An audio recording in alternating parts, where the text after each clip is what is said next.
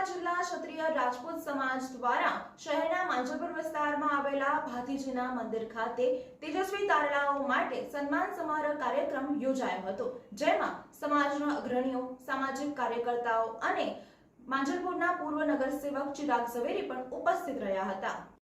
વડોદરા શહેર અને જિલ્લાના ધોરણ 1 થી 12 સુધીના તેજસ્વી તારલાઓનું વડોદરા જિલ્લા ક્ષત્રિય રાજપૂત સમાજ દ્વારા છેલ્લા 23 વર્ષથી તેજસ્વી તારલાઓનું સન્માન કરવામાં આવે છે, જેમાં આ સમાજ દ્વારા છેલ્લા 23 વર્ષથી અવિરતપણે તેજસ્વી તારલાઓનું સન્માન કરવામાં આવી રહ્યું છે।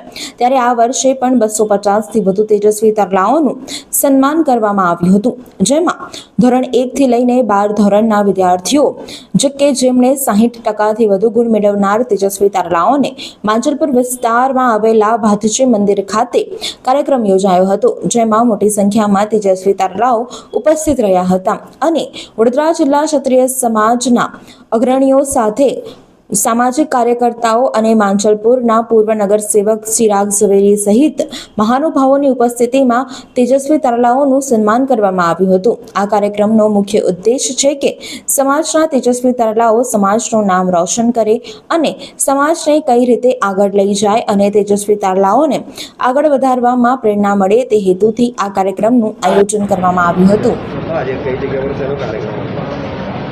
આજે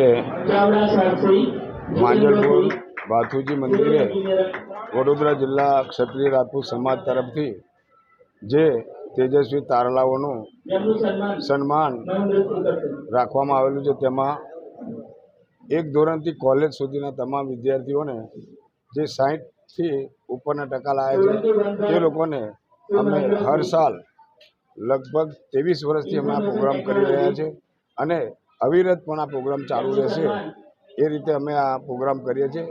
માંજલપુર વડોદરા જિલ્લા ક્ષત્રિય રાજપૂત સમાજ તરફથી આ પ્રોગ્રામ કરવામાં આવે છે। તેમાં કોઈપણ જાતનું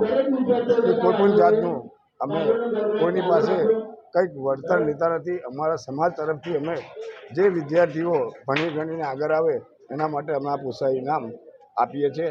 એ જ પ્રમુખ શ્રી કેશવભાઈ કાંતિલાલ સોલંકી। આજે અમારે લગભગ 280 બાળકોને પ્રોત્સાહન ઇનામ આપવાના છે। મારું નામ કેશવભાઈ કાંતિલાલ સોલંકી, મંત્રી શ્રી।